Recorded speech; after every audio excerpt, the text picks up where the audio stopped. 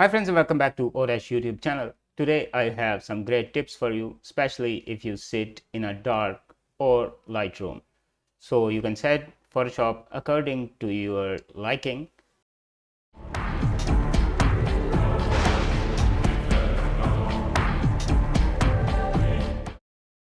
You can do this by pressing Ctrl K on your keyboard, or you can simply go to Edit menu and all the way down. Hover over to Preferences, which will open a submenu, and you have to choose General from here, or you can directly go to the Interface section.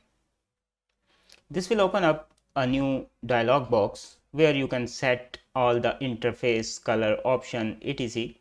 So if you look on the left side, it says Interface. So make sure you are on the Interface tab. Now you can set the color theme to dark gray, light gray, or even white like color. So if you work in a room where there is not much light, you can set the theme color of Adobe Photoshop to a lighter color. But if your room has enough light, then you can go for a darker color. Furthermore, you can choose standard screen mode colors also, so which will change this background color of your document. So here the white is our document and the outside is just a workspace.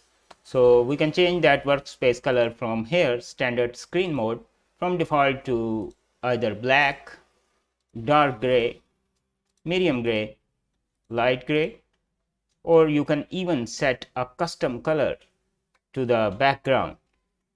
So I usually work in an environment where not much light comes into my room, so I choose a middle one like this one, a little dark gray color. So you can choose whatever suits your need.